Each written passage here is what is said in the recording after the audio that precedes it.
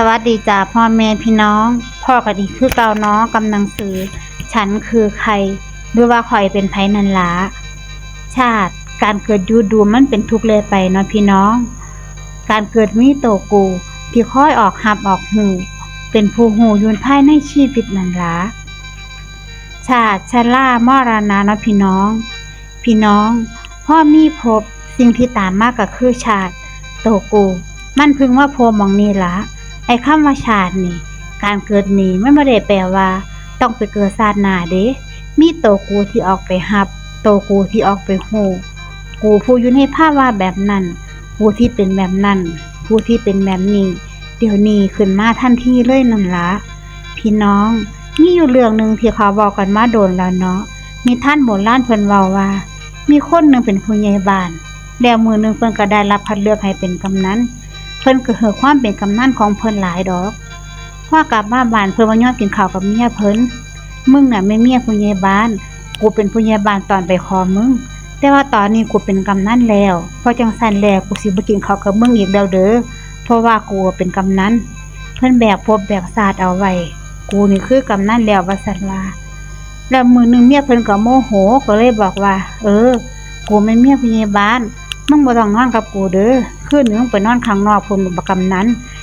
จึงต้องออกไปนอนข้างนอกทันทีนั่นแหละพี่น้องแต่พอดึกๆเพิ่นก็เข้านอนจริงไปจริงมันยุงมันกัดเพิ่นเนาะมันก็เลยตกนอกซ่านหน้าบ้านล่ะหลวงตึบตับเลยเมียเพิ่นได้ยินเสียงดังก็ตกใจก็เลยตะโกนถามว่าอ้าวอายจะเป็นอีหยังเพิ่นก็ตอบเมียเพิ่นไปทันทีนั่นน่ะว่ากูเป็นกำนันแทนที่เพิ่นสิตอบว่ากูตกบ้านแกไปแบกภพแบกสัตว์เอาไว้แบบนั้นเพราะฉะนั้นแล้วความไม่มีภพมันก็มีโตกูมีของกูพี่สิไปรองรับภพนี้ขึ้นมากูเป็นแบบนั้นกูเป็นแบบนี้ขึ้นมาเพิ่นเอิ้นว่าชาติเด้อพี่น้อง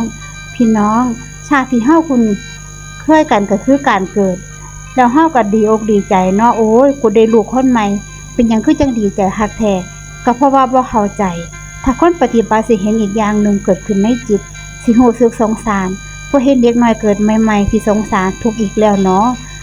เกิดมาทุกข์อีกแล้วเป็นกันแบบนี้แทบทุกคนนั่นล่ะเพราะความบ่เข้าใจชีวิตทุกครั้งที่เฮาเกิดมาเบิ่งโลกต้องบอกเจ้าของเลยว่า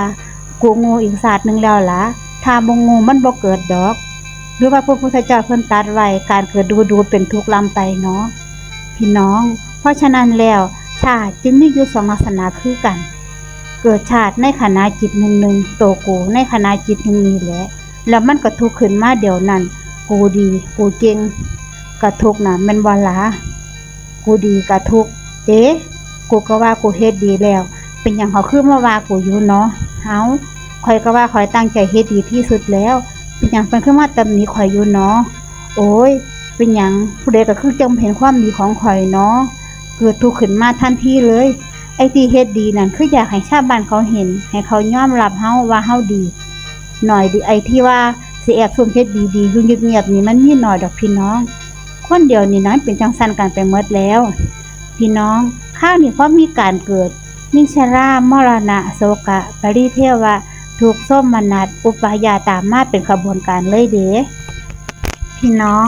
ชาติก็คือการเกิดชราคือการตั้งอยู่แล้วก็มรณะคือการดับไปเกิดขึ้นตั้งอยู่ดับไปอยู่ตลอดเวลานั่นล่ะคือจังเฮาโยนก้อนหินก็ไปถึงท้องฟ้าก่อนที่มันสิหล่นลงมามันสิเกิดอีหยังขึ้นก่อนมันก็สิหยุดอยู่ขณะนึง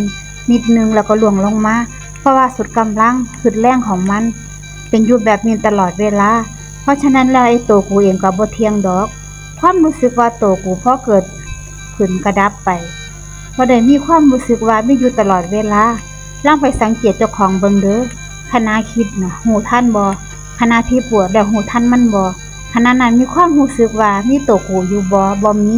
มีแต่ตัวผู้หูและสิ่งที่ถูกหูอยู่ขณะนึงแค่นั้นเอง